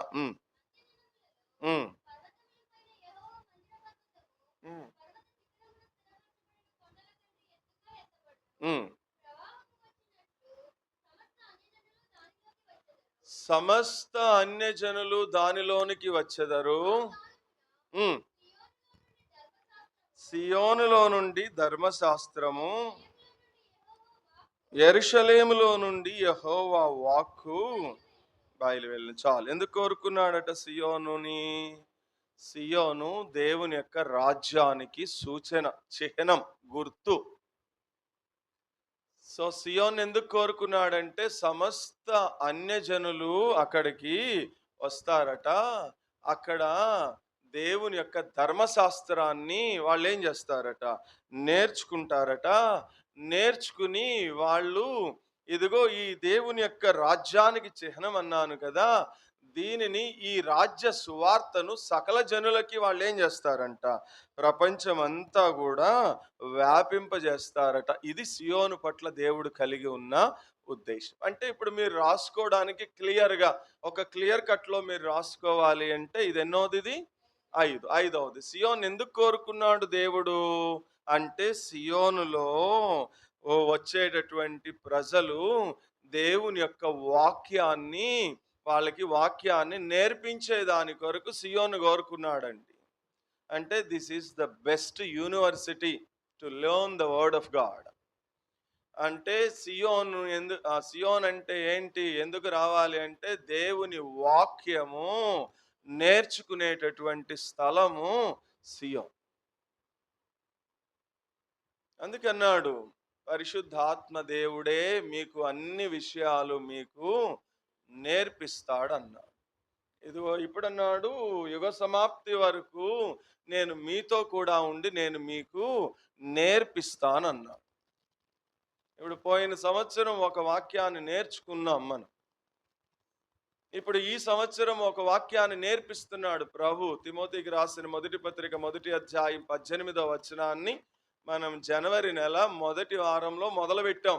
నా కుమారుడు అయిన తిమోతి, నీవు విశ్వాసమును మంచి మనస్సాక్షియు కలిగిన వాడవై నిన్ను గూర్చి ముందుగా చెప్పబడినటువంటి ప్రవచనముల చొప్పున నీవు మంచి పోరాటము పోరాడవలనని ఈ ఆజ్ఞను నేను నీకు అప్పగిస్తున్నాను అనే వచనము జనవరి నెలలో మనం మొదలుపెట్టాం. ఇప్పుడు దాంట్లో నుంచి ప్రభు రాకడ కొరకు ఈ ఆత్మీయమైనటువంటి పోరాటంలో ఒక మంచి పోరాటము, ఒక విజయవంతమైనటువంటి పోరాటము, ఒక జయ జీవితము, ఒక విక్టోరియస్ క్రిస్టియన్ లైఫ్ ఎట్లా జీవించాలి, ఎట్లా పోరాడాలి, ఎట్లా జయించాలి, ప్రభు యొక్క రాకడని ఎట్లా ఎదుర్కోవాలి అని ఇప్పటికి నిన్న శనివారంతో 7 నెలలు అయింది. 7 నెలల నుంచి ఒకే వచనాన్ని దేవుడు, ఒకే వాక్యాన్ని దేవుడు మనకేం చేస్తున్నాడు చెప్పండి, అది ఎక్కడ నేర్పించే స్థలం ఏది? అది యెషయా 2:3లో చెప్పిన మాట. సియోనులో ఉన్న జనులు ధర్మశాస్త్రమును ఏం చేస్తారట, వాళ్ళు నేర్చుకుంటారు. అందుకు రావాలండి సియోనుకి. నువ్వు సియోను నిర్లక్ష్య పెడుతున్నావు, సియోనుకి రావడం మానేశావు, ఆదివారం క్రైస్తవుడు అయిపోయావు అంటే సియోనులో ఉన్న ధర్మశాస్త్రం, దేవుని వాక్యాన్ని నువ్వేం చేయట్లా, నేర్చుకోవట్లేదు. కాబట్టే నేను ఇంత ప్రయాసపడి ఇప్పటికీ ఇది ఎన్నో మెసేజ్ అంటే 3 1 4 2 6 ఇది 7వ మెసేజ్. 7 మెసేజ్లు నేను చెవిగోసిన మేకలాగా అరిసి అరిసి అరిసి చెప్తున్నాను. నాకు గొంతు పోతుంది, ఆరోగ్యం పోతుంది, కానీ మీలో చల్లం రావట్లా. మీరేమో చక్కగా హ్యాపీగా కుర్చీలో కూర్చుని పడుకుని చక్కగా అయిపోయిన తర్వాత భోంచేసి హాయ్ బాయ్ అని చెప్పేసి వెళ్ళిపోతున్నారు. అందుకే నేను ఏం అడిగినా కానీ మీకేం రావట్లేదు చెప్పండి, సమాధానం రావట్లా. అంటే మీరు సియోనికి వచ్చిపోతున్నారే కానీ ఏం చేయట్లేదు. మీరే చెప్పండి, నేను ఎందుకులే చెప్పడం. ఏం నేర్చుకోవట్లా, నేర్చుకోవట్లా అంటవే, ఏం నేర్చుకోవట్లా, అన్నీ నేర్చుకుంటున్నారు. ఇక్కడ రాజకీయాలు ఎట్లా చేయాలో నేర్చుకోవచ్చు, పక్కన వాళ్ళని ఎలా కామెంట్ చేయాలో నేర్చుకోవచ్చు, మనం ఇంకా చాలా సంగతులు నేర్చుకోవచ్చు. చికెన్ ఫ్రై ఎట్లా చేయాలో నేర్చుకోవచ్చు, బయట ఇడ్లీలు ఎట్లా వేయాలో అన్నీ నేర్చుకుంటున్నారు మీరు. ఇంతకీ ఏమి నేర్చుకోవట్లా, దేవుని వాక్యం నేర్చుకోవట్లేదు. అసలు సియోన్ని కోరుకుంది ఎందుకు దేవుడు, దేవుని వాక్యము నేర్పించడాని కోసం కోరుకున్నాడు. అది మర్చిపోయినావు నువ్వు.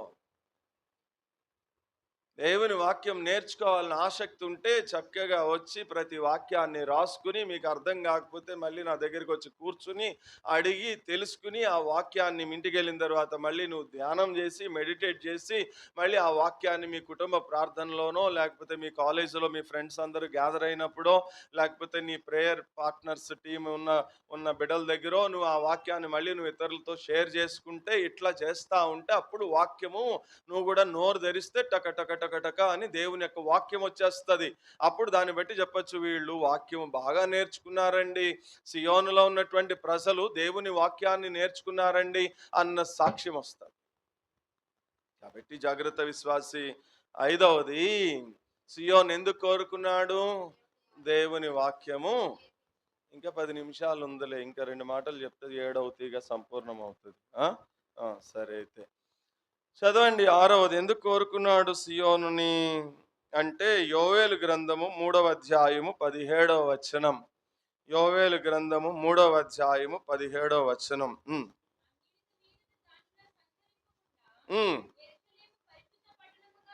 ఉండును నేనే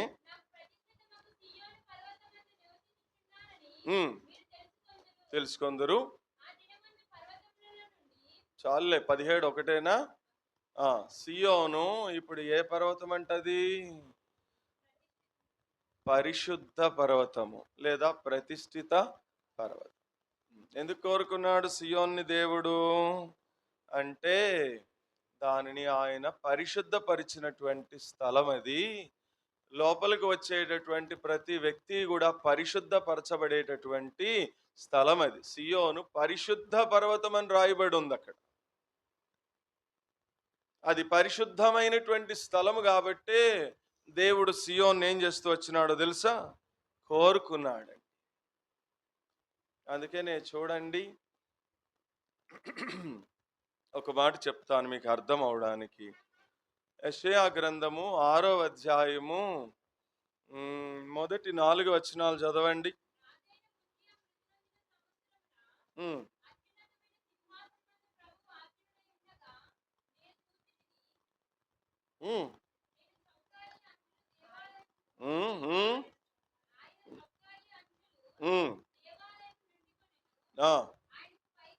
ఆయనకు పైగా శరాపులు నిలిచి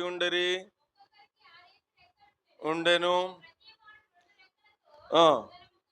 సరే, పరిశుద్ధుడు పరిశుద్ధుడు పరిశుద్ధుడని మానక దివారాత్రులు గాన ప్రతిగానములు చేయుచుండెను. ఇప్పుడు తర్వాత వచనం, అది కూడా అయిపోయిన తర్వాత వచనం.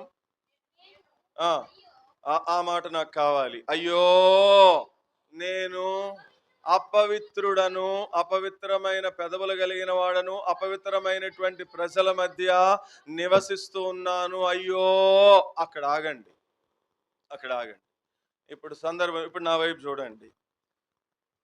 యెషయా ప్రవక్త అంటున్నాడు, అయ్యో నేను అపవిత్రుడను, అపవిత్రమైన పెదవులు కలిగిన వాడను, అపవిత్రమైన జనుల మధ్య నేను నివసిస్తున్నాను అన్నాడు యెషయా.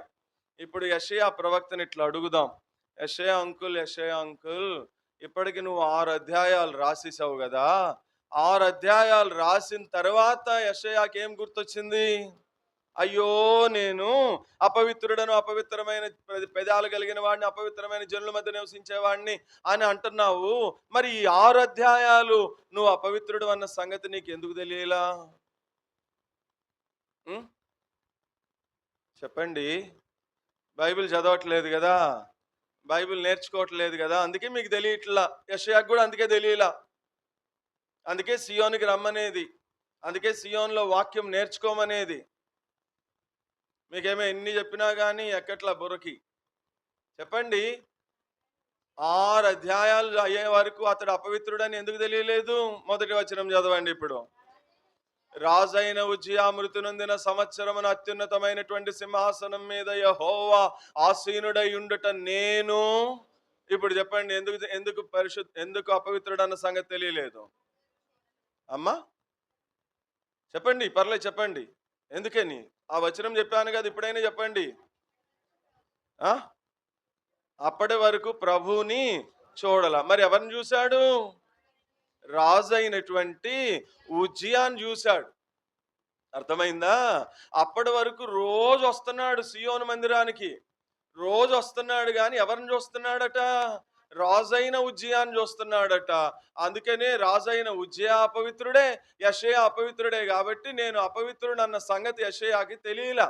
ఎప్పుడైతే రాజైన ఉజ్జియా చచ్చిపోయాడో అప్పుడు యెషయాకి ఎవరు కనిపించారంటే అత్యున్నత సింహాసనం మీద పరిశుద్ధుడైనటువంటి యెహోవా కనిపించాడట.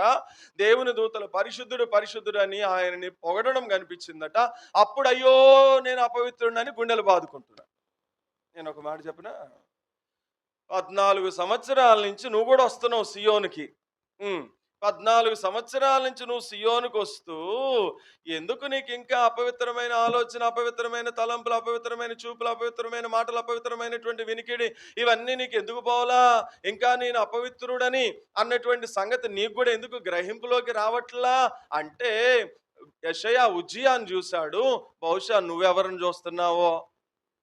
ఈ 14 సంవత్సరాల నుంచి కొన్ని సంవత్సరాలు కిషోర్ గారిని చూసావేమో, కొన్ని సంవత్సరాలు ఇంకొక సేవకుడిని చూసినావేమో, 4 సంవత్సరాల నుంచి రాజా క్రిస్టియన్ చూస్తున్నావేమో, కొన్ని సంవత్సరాల నుంచి రాజేష్ని చూస్తున్నావేమో, కొన్ని సంవత్సరాల నుంచి సతీష్ని చూస్తున్నావేమో, కొన్ని సంవత్సరాల నుంచి ఇంకెవరినైనా చూస్తున్నావేమో.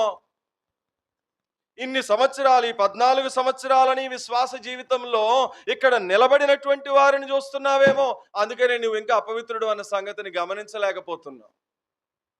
ఎవరు కనిపించాలా సియోన్లో నీకు? ప్రభువుని చూడాలను. ప్రభువుని చూసేదానికి రండి. ప్రభువుని చూసేదానికి వస్తే ఆ ప్రభు ఎవరో తెలుసా? పరిశుద్ధుడు. అప్పుడు ఆ పరిశుద్ధుడైన దేవుణ్ణి చూస్తే ఆ దేవుని వెలుగులో మనం నిలబడినప్పుడు మనం ఎంత అపరిశుద్ధులం అనేది మనకి అర్థమవుతుంది. ఇప్పుడు చెప్పండి, ఆరోది ఎందుకు కోరుకున్నాడు సియోన్ని దేవుడు? మనల్ని పరిశుద్ధపరచడానికి కొరకు కోరుకున్నాడు. మనం కూడా ఆయన్ని యెహోవా పరిశుద్ధుడు పరిశుద్ధుడు పరిశుద్ధుడు అని గాన ప్రతిగానములు చేయాలని కోరుకున్నాడు సియోన్ని. మనం ఏం చేస్తున్నాం చెప్పండి? చెత్త అంతా మైండ్లో పెట్టుకుంటున్నాం. కాబట్టి అట్లా వద్దు, సరేనా? ఇది 6, 7వ మాట చెప్పి ముగించేస్తా, ఇంకా నేను అలసిపోయినాను. సియోన్ ఎందుకు కోరుకున్నాడు దేవుడు? హెబ్రీ పత్రిక 12వ అధ్యాయం 22, 23, 24 చదవండి.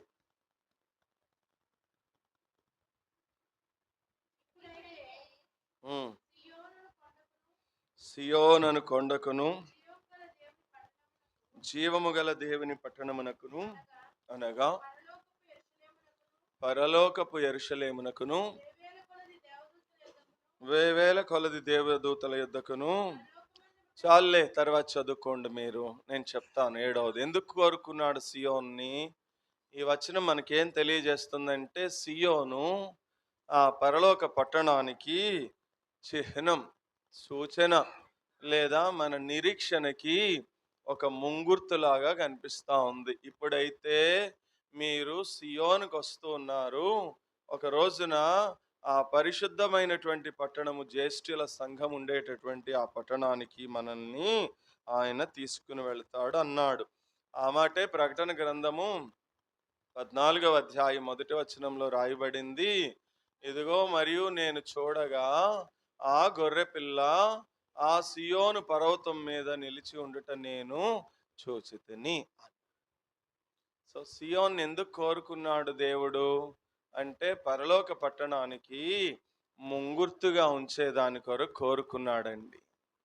అంటే ఈ సియోనికి నీవు నిర్లక్ష్యం చేయకుండా, నిర్విచారంగా ఉండకుండా, నిశ్చింతగా ఉండకుండా, విలాసవంతమైన జీవితాన్ని జీవించకుండా, అతిశయపడే జీవితం లేకుండా, ఆత్మల పట్ల భారము కలిగి గర్విష్ఠులైనటువంటి జీవితం లేకుండా నువ్వు గనక కంటిన్యూషన్గా సియోనుకు వస్తూ, సియోనులో ఉన్నటువంటి దేవుణ్ణి ప్రేమిస్తూ, సియోనులో ఉన్నటువంటి దేవుణ్ణి ఆరాధిస్తూ, సియోన్లో ఉన్నటువంటి దేవునికి నీ హృదయంలో చోటిస్తూ, సియోన్లో ఉన్నటువంటి దేవుడు నీకు వాక్యాన్ని నేర్పిస్తూ ఉంటే నేర్చుకుంటూ ఆత్మీయంగా నువ్వు ఎదిగి ప్రభు యొక్క రాకడ కొరకు సిద్ధపడితే అప్పుడు ఈ సియోనుని నువ్వు విడిచిపెడితే అక్కడ ఉన్నటువంటి సియోనికి నిన్ను తీసుకుని వెళ్ళడానికి అక్కడున్నటువంటి సియోన్ ఎట్లా ఉంటుందో ఇక్కడ దేవుడు నీకు చూపించడానికి కొరకే ఈ సియోన్ని దేవుడు ఏం చేశాడో తెలుసా? కోరుకున్నాడు.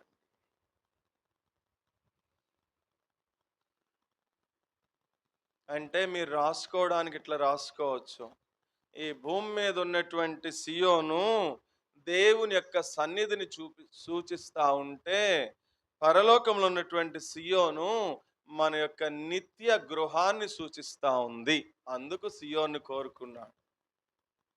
ఇక్కడున్న సియోను దేవుని సన్నిధి ఇట్లా ఉంటది అనే విషయాన్ని మనకి నేర్పిస్తుంటే, పరలోకంలో ఉన్న సియోను మనము ఎటర్నల్ లైఫ్ నిత్య గృహానికి అది సూచనగా ఉంది. ఎన్ని మాటలు చెప్పినాను? 7 మాటలు. ఏమేంటి? మొదటి మాట సారాంశం చెప్తున్నాను. మొదటి మాట సియోను దేవుని యొక్క ప్రేమకు నిదర్శనం. 2 సియోను దేవునికి నివాస స్థలము. 3 సియోను దేవునికి నిజమైనటువంటి ఆరాధన కేంద్రం. 4 సియోనులో నుండే మనకి విమోచన, రక్షణ. 5 సియోను దేవుని రాజ్యానికి చిహ్నం, 6 సూచన. 6 సియోను దేవుని పరిశుద్ధతకి మరి నిదర్శనము. 7 సియోను పరలోక మహిమకు నిరీక్షణ. ఆ పరలోకపు పట్టణానికి ఒక రోజున ఈ సియోనును విడిచిపెడితే ఆ సియోనుకి వెళతామనేటటువంటి ఒక శుభప్రదమైన శ్రేష్టమైనటువంటి నిరీక్షణకి హేతువు సియోన్. ఇప్పుడు ఈ సియోన్ని దేవుడు ఏం చేసుకున్నాడట? కోరుకున్నాడట. సియోన్ని దేవుడు ఎట్లా కోరుకున్నాడో నిన్ను నన్ను కూడా దేవుడు సియోన్లో ఏం చేశాడో తెలుసా? కోరుకున్నాడు. ఎందుకు కోరుకున్నాడు అంటే ఆయన మనలో నివసించాలని కోరుకున్నాడు. ఎందుకు కోరుకున్నాడు ఆయన అంటే మన ఆరాధన స్వీకరించాలని కోరుకున్నాడు. ఎందుకు కోరుకున్నాడు ఆయన? మన ద్వారా, సియోను ద్వారా సువార్త ప్రపంచానికి వెల్లడి చేయాలని మనల్ని కోరుకున్నాడు. ఎందుకు కోరుకున్నాడు ఆయన? సియోనులో నువ్వు పరిశుద్ధ జీవితం జీవించడం ద్వారా దేవునికి మహిమను తీసుకురావాలని దేవుడు సియోనులో నిన్ను కూడా కోరుకున్నాడు. ఎందుకు కోరుకున్నాడు ఆయన? చివరికి పరలోకపు సియోనులో మనము నిత్యము ఉండేదాని కొరకు ఈ భూలోకపు సియోనులో నిన్ను నన్ను కూడా ఏం చేసుకున్నాడు ఆయన? కోరుకున్నాడు. The conclusion word. సియోన్ యొక్క బిల్డింగ్ని చూసి, సియోన్లో ఉన్నటువంటి సెంట్రలైజ్డ్ ఏసీలు చూసి, సియోన్కు ఉన్నటువంటి ఎత్తును చూసి, సియోన్కు ఉన్నటువంటి గొప్పతనాన్ని చూసి, సియోన్లో ఉన్నటువంటి గవర్నమెంట్ ఎంప్లాయీస్ని చూసి, సియోన్లో ఉన్నటువంటి మహామహా యోధుల్ని చూసి సియోన్ని దేవుడు ఏం చేయలేదు? కోరుకోలా, ఎన్నుకోలా. ఇది మర్చిపోవద్దు. మరి ఎందుకు కోరుకున్నాడు? కేవలము తన యొక్క ఉద్దేశాన్ని సియోనులో నెరవేర్చడానికి కొరకే కోరుకున్నాడు.